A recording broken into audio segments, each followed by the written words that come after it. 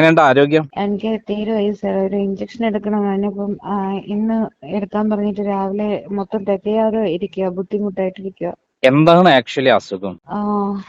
അത് ഞാൻ അയച്ചു തരാം സാർ. അത് നോക്കി ഇവിടെ ഫോൺ എടുക്കാൻ സമ്മതിക്കത്തില്ല, അതാണ്. ഹോസ്പിറ്റലാണോ? അതെ അതെ, ഫോണ് ഇത് സമ്മതിക്കത്തില്ല. സ്ലോ ഇതൊരൊറ്റ ചോദ്യം, ഈ സ്ലോ പോയിസൺ ഇതായത് തന്നെയാണോ സംഭവം? അല്ല, ഒരുപാട് കാരണങ്ങൾ അതിനകത്ത് വന്നിട്ടുണ്ട്. അവർക്ക് ഇത് ഇങ്ങനെയുള്ള അസുഖങ്ങളുടെ എന്താ പറയാ, അതിന്റെ സോഴ്സ് എങ്ങനെയാണെന്ന് അവർക്ക് കണ്ടുപിടിക്കാൻ പറ്റത്തില്ല. ഇപ്പൊ വർഷങ്ങളായില്ലേ, ഇപ്പൊ 2018 തൊട്ട് തുടങ്ങിയതാണിത്. അപ്പൊ ഇനിയിപ്പം ഈ ഗണേശൻ വേണ്ട സഹായം ഒന്നും ചെയ്യുന്നില്ലേ നേരം?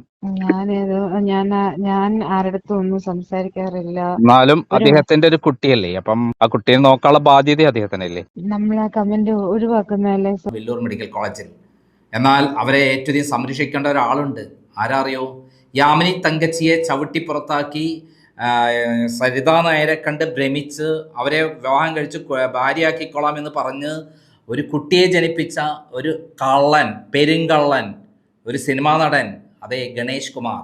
ഗണേഷ് കുമാറിൻ്റെ ഒരു കുട്ടിയാണ് ഈ സരിതാ നായർക്കുള്ളത്. ഈ മരിക്കാൻ സമയത്ത് ആ സ്വന്തം രക്തത്തിൽ പിറന്ന കുട്ടിയെ നോക്കാനുള്ള ഉത്തരവാദിത്തമാർക്കുണ്ട്? ഈ ഗണേഷ് കുമാറുണ്ട്. ഈ സരിതാ നായരെ വേണ്ട ചികിത്സ കൊടുത്ത് സംരക്ഷിക്കേണ്ട ഉത്തരവാദിത്തമാർക്കുണ്ട്? ഗണേഷ് കുമാറുണ്ട്. കാരണം ഗണേഷ് കുമാറും സരിതാ നായരും പിണറായി വിജയനും കൂടി എറണാകുളം ഗസ്റ്റ് ഹൗസിൽ കൂടി ഇരുന്ന് പ്ലാൻ ചെയ്തിട്ടാണ് 2016 ഇലക്ഷന് മുന്നോടിയായിട്ട് ഉമ്മൻചാണ്ടിയെ കള്ളക്കേസിൽ കുടുക്കി ലൈംഗിക പീഡന കേസിൽ കൊടുക്കാനുള്ള ഗൂഢാലോചന നടന്നത്. ആ ഗൂഢാലോചന നടന്നപ്പോൾ അതിൽ 25 കോടി രൂപയാണ് മൊത്തം ചെലവ്. 10 കോടി രൂപ സരിതയ്ക്ക്, 10 കോടി രൂപ കേരളത്തിലെ ദൃശ്യമാധ്യമങ്ങളിലുള്ള അടക്കമുള്ള പ്രമുഖരായ പത്രപ്രവർത്തകർക്ക്, പിന്നെ 5 കോടി രൂപ ആർക്കാണ്? നമ്മുടെ സരിതാ നായർ വളരെ ശോചനീയമായ അവസ്ഥയിലാണ്. എന്നാൽ സ്വന്തം കുട്ടിയുടെ പിതാവ് ഗണേശൻ അവരെ തിരിഞ്ഞു നോക്കിയിട്ടില്ല. ഇപ്പോൾ മന്ത്രിയാണ്, നാട്ടിലുള്ള സകലരെയും ഉപദേശിക്കുന്ന മന്ത്രി, സ്വന്തം ഭാര്യയെ ചവിട്ടിപ്പുറത്താക്കിയ മന്ത്രി, കാണുന്ന സ്ത്രീകളെയെല്ലാം വലയിൽ വീഴ്ത്തുന്ന മന്ത്രി. നമ്മുടെ മുകേഷിൻ്റെ ചേട്ടനാണ് ഗണേഷ് കുമാർ. ആ ഗണേഷ് കുമാർ എന്ന പരമ തെണ്ടി കേരളത്തിൽ മന്ത്രിയായിരിക്കുന്ന കാലത്തോളത്തോളം കാലം ഇതല്ലാതെ മറ്റെന്തെങ്കിലും സംഭവിക്കൂ? നമസ്കാരം. ഇത് വെളിപ്പെടുത്തലുകളുടെ കാലമാണ്. ചില വെളിപ്പെടുത്തലുകൾ കേരളത്തിൻ്റെ രാഷ്ട്രീയ, സാമൂഹ്യ, സാംസ്കാരിക രംഗത്ത് വലിയ വലിയ പൊട്ടിത്തെറികൾ ഉണ്ടാക്കുന്നു. ചില ആളുകൾ ചില സ്ഥാനത്ത് നിന്നും തെറിക്കപ്പെടുന്നു. ഒരുപക്ഷെ കേരളം ഉത്ഭവിച്ച നാൾ മുതൽ ഇത്തരം ചില വെളിപ്പെടുത്തലുകൾ ചില രാഷ്ട്രീയ സിംഹാസനങ്ങൾ ഇളക്കി തെറിപ്പിച്ചിട്ടുണ്ട് എന്നുള്ളതാണ് കേരളത്തിൻ്റെ രാഷ്ട്രീയ ചരിത്രം പരിശോധിച്ചാൽ മനസ്സിലാക്കാൻ കഴിയുക. 2000 ആണ്ടിൻ്റെ പകുതിയോടുകൂടി കേരളത്തിൽ ഇതുപോലുള്ള പല വെളിപ്പെടുത്തലുകളും ഉണ്ടായി. സോളാർ സരിത എന്ന് പറഞ്ഞ ഒരു സ്ത്രീയെ നമ്മൾ അന്ന് മുതലാണ് കേട്ടു തുടങ്ങിയത്.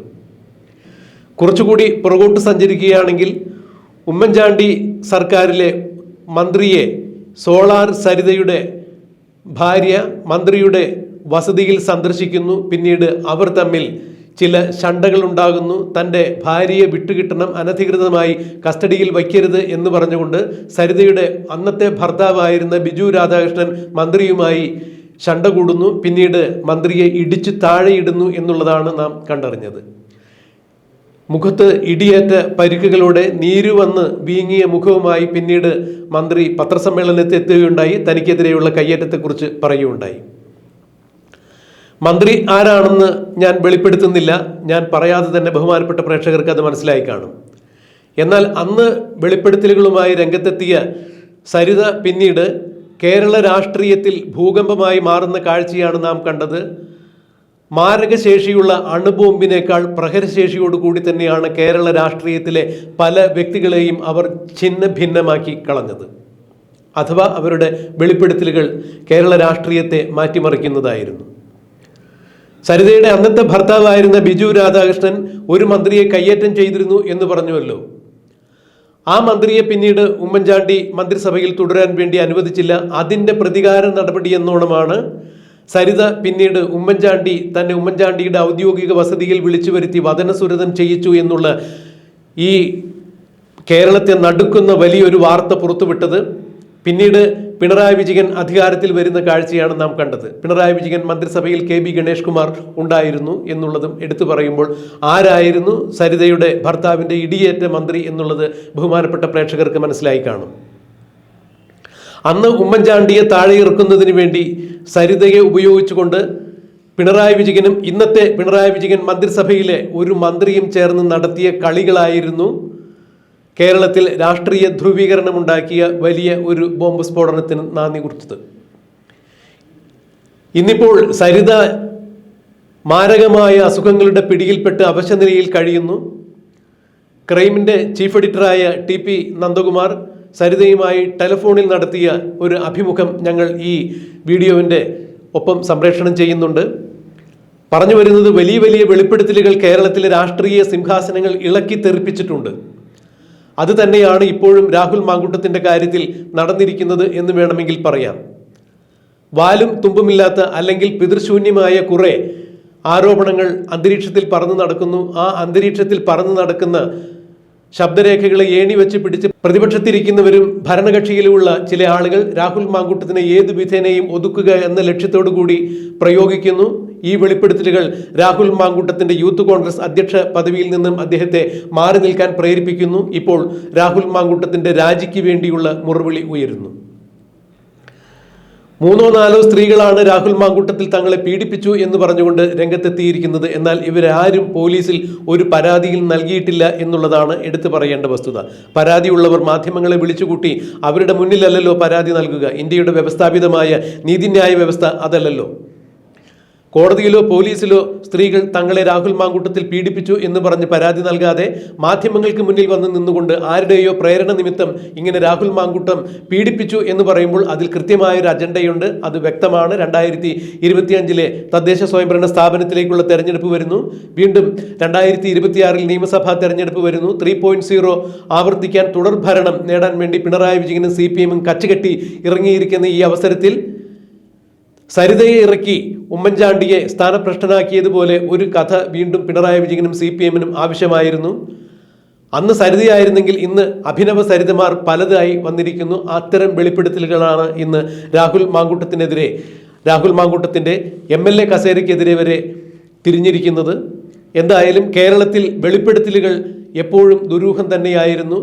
ഉമ്മൻചാണ്ടിക്കെതിരെ സരിത നടത്തിയ വെളിപ്പെടുത്തലുകൾ അർത്ഥശൂന്യമായിരുന്നു, തീർത്തും നിരുത്തരവാദിത്വപരമായിരുന്നു. അതിൽ യാതൊരു വസ്തുതയും ഉണ്ടായിരുന്നില്ല എന്ന് പിണറായി വിജയന്റെ തന്നെ വിജിലൻസും പിന്നീട് CBI കോടതിയും അന്വേഷിച്ച് ഉമ്മൻചാണ്ടി ആ കേസിൽ നിരപരാധിയാണ് എന്ന് തെളിയുകയും ചെയ്തിരുന്നു.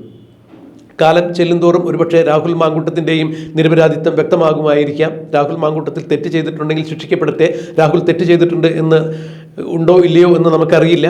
എന്നാൽ ഉമ്മൻചാണ്ടിക്ക് പറ്റിയതുപോലെ രാഹുൽ മാങ്കൂട്ടത്തിനെ മനഃപൂർവ്വം തേജോവധം ചെയ്ത് പുറത്തു നിർത്തുവാൻ വേണ്ടിയാണ് ഇത്തരം വെളിപ്പെടുത്തലുകൾ വരുന്നതെങ്കിൽ തീർച്ചയായും അതിനെ നിയമപരമായി മാതൃകാപരമായി നേരിടേണ്ടതുണ്ട്.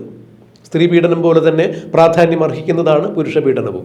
ഓരോരോ വെളിപ്പെടുത്തലുകൾ ഓരോരോ രാഷ്ട്രീയ സാഹചര്യത്തെ മാറ്റിമറിക്കുന്നു, ഓരോരോ വ്യക്തികളെയും കടപുഴക്കി എറിയുന്നു. അങ്ങനെയുള്ള വെളിപ്പെടുത്തലുകൾ ഒരു കാരണവശാലും നമുക്ക് അംഗീകരിക്കാൻ സാധിക്കില്ല. അതിൽ സത്യത്തിൻ്റെ കണികയുണ്ടെങ്കിൽ തീർച്ചയായും അംഗീകരിക്കുകയും വേണം. ഉമ്മൻചാണ്ടിയെ സ്ഥാനഭ്രഷ്ടനാക്കിയ സരിത എന്ന് പറയുന്ന സ്ത്രീ ഇപ്പോൾ മാരക രോഗങ്ങളാൽ അവശനിലയിൽ കഴിയുന്നു. അവരുമായി ക്രൈം ചീഫ് എഡിറ്ററായ TP നന്ദകുമാർ നടത്തിയ ടെലിഫോൺ സംഭാഷണത്തിന്റെ അഭിമുഖത്തിന്റെ പ്രസക്ത ഭാഗങ്ങൾ നമുക്കൊന്ന് കേൾക്കാം. ഇപ്പൊ എങ്ങനെയുണ്ട് ആരോഗ്യം? എനിക്ക് തീരെ വയസ്സാണ്. ഒരു ഇഞ്ചക്ഷൻ എടുക്കണമെന്ന് ഇപ്പം ഇന്ന് എടുക്കാൻ പറഞ്ഞിട്ട് രാവിലെ മൊത്തം തെറ്റിയാതെ ഇരിക്കുക, ബുദ്ധിമുട്ടായിട്ടിരിക്കുക. എന്താണ് ആക്ച്വലി അസുഖം? അത് ഞാൻ അയച്ചു തരാം സാർ. നോക്കി ഇവിടെ ഫോൺ എടുക്കാൻ സമ്മതിക്കത്തില്ല, അതാണ്. ഹോസ്പിറ്റലാണോ? അതെ ഫോണ് ഇത് സമ്മതിക്കത്തില്ല. ഇതൊരൊറ്റ ചോദ്യം, ഈ സ്ലോ പോയിസൺ ഇതായത് തന്നെയാണോ സംഭവം? അല്ല, ഒരുപാട് കാരണങ്ങൾ അതിനകത്ത് വന്നിട്ടുണ്ട്. അവർക്ക് ഇത് ഇങ്ങനെയുള്ള അസുഖങ്ങളുടെ എന്താ പറയാ, അതിന്റെ സോഴ്സ് എങ്ങനെയാണെന്ന് അവർക്ക് കണ്ടുപിടിക്കാൻ പറ്റത്തില്ല. ഇപ്പൊ വർഷങ്ങളായില്ലേ, ഇപ്പൊ 2018 തൊട്ട് തുടങ്ങിയതാണിത്. അപ്പൊ ഇനിയിപ്പോ നോക്കണം സാർ അതെന്താണ്. ഈ സ്ലോ പോയിസൺ കഴിച്ചാൽ പ്രഥമ ദൃഷ്ട്യാ പെട്ടെന്ന് കണ്ടുപിടിക്കാൻ പറ്റില്ല, ഘട്ടം ഘട്ടമായിട്ടാണോ ഉണ്ടാവുക? അതെ അത് നമ്മളറിയില്ല. ഈ നമ്മളെ ശരീരം മുഴുവൻ തളരുക, ആന്തരിക അവയവങ്ങൾ എല്ലാം തകരാറിലാവുക, ക്യാൻസർ പോലുള്ള രോഗങ്ങൾ വരിക, ഇതൊക്കെയാണോ അതിന്റെ ലക്ഷണങ്ങൾ? അല്ല, ഇത് നമുക്ക് ഓട്ടോ ഇമ്മ്യൂൺ റിവേഴ്സ് ആയതാണ്. അതായത് നമ്മുടെ ഇമ്മ്യൂണിറ്റി പവർ പൂർണ്ണമായി നമ്മുടെ സ്വന്തം നമ്മുടെ അല്ല പോകുന്നതല്ല അതിനകത്ത് പ്രശ്നം. ഇത് ഇമ്മ്യൂണിറ്റി പവർ നമ്മളുടെ നല്ല ശരീരത്തിന്റെ കോശങ്ങളെ ഡിസ്ട്രോയ് ചെയ്തുകൊണ്ടിരിക്കുകയാണ്. റെഡ് സെല്ല് നശിപ്പിക്കും. അതെ, നല്ല സെൽസിനെ നശിപ്പിക്കും. അപ്പം ഓട്ടോമാറ്റിക് ആയിട്ട് നെർവിനെയാണ്, എന്റെ കാലിലെ നെർവുകളെയൊക്കെയാണ് എഫക്ട് ചെയ്തത്. വാസ്കുലൈറ്റിസ് എന്ന് പറയുന്ന രക്തവാദം, അതായത് നെർവ്സിന്റെ എല്ലാം നീർവീക്കം, രക്തക്കൊള്ളികളിൽ നീർവീക്കം ഉണ്ടാക്കുകയാണ് ചെയ്തത്. എന്നിട്ട് ഞരമ്പുകളുടെ മൈലിൻ ഷീത്ത് ഉരുകി പോകും. അത് ഈ ഓട്ടോഇമ്യൂൺ കാരണമാണ് അങ്ങനെ വന്നത്. അപ്പൊ നമ്മൾ ഈ നെർവ്സ് പോകുന്ന ഭാഗത്തെ മസിൽസ് പ്രവർത്തിക്കില്ലല്ലോ, അങ്ങനെ ആ വീക്ക്നെസ് ഉണ്ടാവും. അപ്പൊ ആദ്യമൊക്കെ എക്സ്ട്രീമിറ്റീസ്, അതായത് കാലുകളിലും കൈകളിലുമാണ് വന്നത്. പിന്നീടാണ് ഇപ്പം ചില സമയത്തൊക്കെ കണ്ണുകളെ ബാധിക്കും.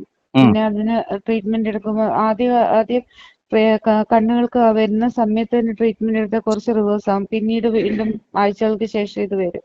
അങ്ങനെയാണ്. ഈ ഗണേശൻ വേണ്ട സഹായം ഒന്നും ചെയ്യുന്നില്ലേ നേരം?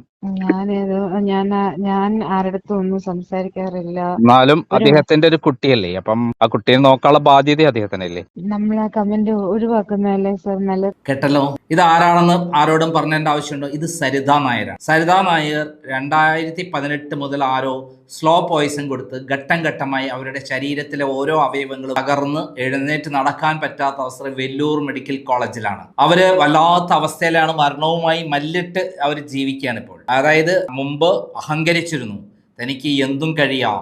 തൻ്റെ കയ്യിൽ ആരൊക്കെയുള്ളത്? കേരളത്തിലെ DGP ലോക്നാഥ് ബെഹ്റയുണ്ട്, പിണറായി വിജയനുണ്ട്, അതേപോലെ ഗണേശനുമുണ്ട്. അങ്ങനെ പലരും തൻ്റെ കൈവശമുണ്ടെന്ന് അഹങ്കരിച്ച് എന്ത് വൃത്തികേടും കാണിക്കാൻ വേണ്ടി തയ്യാറായി പലരെയും ബ്ലാക്ക്മെയിൽ ചെയ്ത് അവരുമായി പലതരത്തിലുള്ള സെക്ഷലായ ടോക്ക് ഉണ്ടാവുകയും സെക്ഷലായ ബന്ധങ്ങളുണ്ടാവുകയും അതെല്ലാം രഹസ്യ ക്യാമറയിൽ പകർത്തി അത് വെച്ച് ബ്ലാക്ക്മെയിൽ ചെയ്ത് കേരളത്തെ വിറപ്പിച്ച് മുഖ്യമന്ത്രി പിണറായി വിജയൻ അടക്കമുള്ള നേതാക്കന്മാരെ കേസിൽപ്പെടുത്തി. അവസാനം ഇപ്പോൾ അവർ ആ കേസെല്ലാം വന്ന വഴിക്ക് പോയി. അവസാനം ആരുമില്ലാതെ അവർ കഴിയുകയാണ് വെല്ലൂർ മെഡിക്കൽ കോളേജിൽ. എന്നാൽ അവരെ ഏറ്റവും സംരക്ഷിക്കേണ്ട ഒരാളുണ്ട്. ആരാ അറിയോ? യാമിനി തങ്കച്ചിയെ ചവിട്ടി പുറത്താക്കി സരിത നായരെ കണ്ട് ഭ്രമിച്ച് അവരെ വിവാഹം കഴിച്ച് ഭാര്യയാക്കിക്കൊള്ളാം എന്ന് പറഞ്ഞ് ഒരു കുട്ടിയെ ജനിപ്പിച്ച ഒരു കള്ളൻ, പെരുങ്കള്ളൻ, ഒരു സിനിമാ നടൻ, അതെ, ഗണേഷ് കുമാറിൻ്റെ ഒരു കുട്ടിയാണ് ഈ സരിത നായർക്കുള്ളത്. ഈ മരിക്കാൻ സമയത്ത് ആ സ്വന്തം രക്തത്തിൽ പിറന്ന കുട്ടിയെ നോക്കാനുള്ള ഉത്തരവാദിത്തമാർക്കുണ്ട്? ഈ ഗണേഷ് കുമാറുണ്ട്. ഈ സരിത നായരെ വേണ്ട ചികിത്സ കൊടുത്ത് സംരക്ഷിക്കേണ്ട ഉത്തരവാദിത്തമാർക്കുണ്ട്?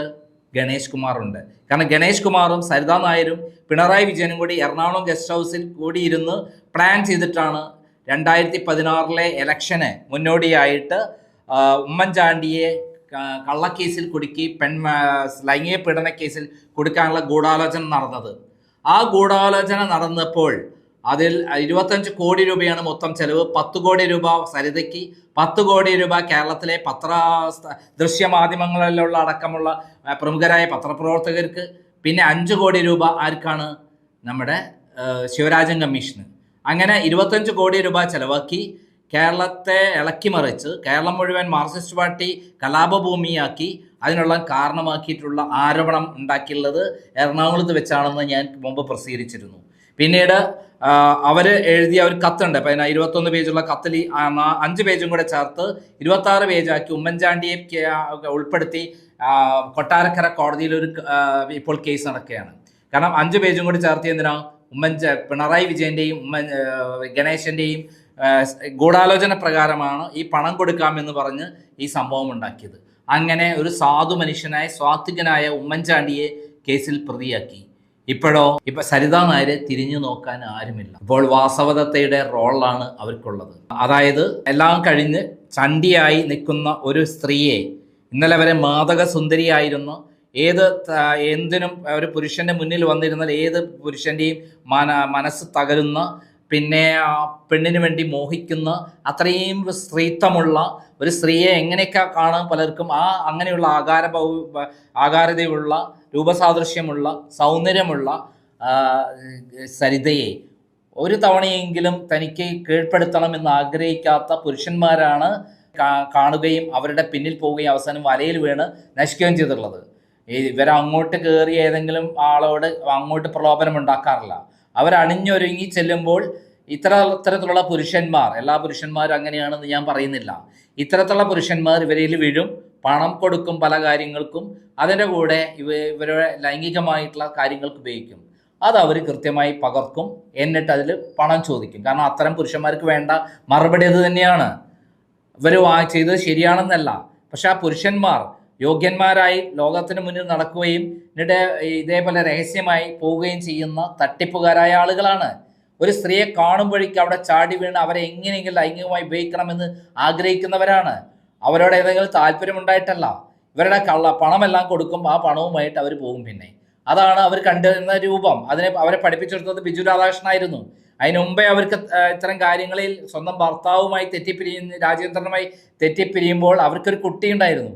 ആ കുട്ടി ഭർത്താവിൻ്റെതല്ല എന്ന് പറഞ്ഞ് ഡിക്ലെയർ ചെയ്തിട്ടുള്ള ഒരു യുവതിയാണ് ഈ സരിത നായർ. ഇപ്പോൾ വയസ്സായി, രോഗമായി, ആരും തിരിഞ്ഞു നോക്കാനില്ലാത്ത അവസ്ഥയിൽ ഇന്ന് ഞാൻ സംസാരിച്ച റെക്കോർഡാണ് പുറത്തുവിട്ടിട്ടുള്ളത്. അതായത് സരിത നായർ വളരെ ശോചനീയമായ അവസ്ഥയിലാണ്. എന്നാൽ സ്വന്തം കുട്ടിയുടെ പിതാവ് ഗണേശൻ അവരെ തിരിഞ്ഞു നോക്കിയിട്ടില്ല. ഇപ്പോൾ മന്ത്രിയാണ്, നാട്ടിലുള്ള സകലരെയും ഉപദേശിക്കുന്ന മന്ത്രി, സ്വന്തം ഭാര്യയെ ചവിട്ടിപ്പുറത്താക്കിയ മന്ത്രി, കാണുന്ന സ്ത്രീകളെയെല്ലാം വലയിൽ വീഴ്ത്തുന്ന മന്ത്രി. നമ്മുടെ മുകേഷിൻ്റെ ചേട്ടനാണ് ഗണേഷ് കുമാർ. ആ ഗണേഷ് കുമാർ എന്ന പരമ തെണ്ടി കേരളത്തിൽ മന്ത്രിയായിരിക്കുന്ന കാലത്തോളത്തോളം കാലം ഇതല്ലാതെ മറ്റെന്തെങ്കിലും സംഭവിക്കൂ?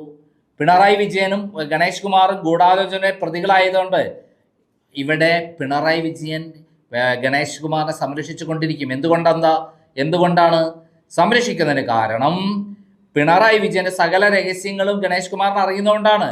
ഈ ഗൂഢാലോചന വിളിച്ചു പറഞ്ഞാൽ നാട്ടിലെ ജനങ്ങൾ മുഴുവൻ ചൂലെടുത്ത് അമേദ്യത്തിൽ മുക്കി പിണറായി വിജയനെ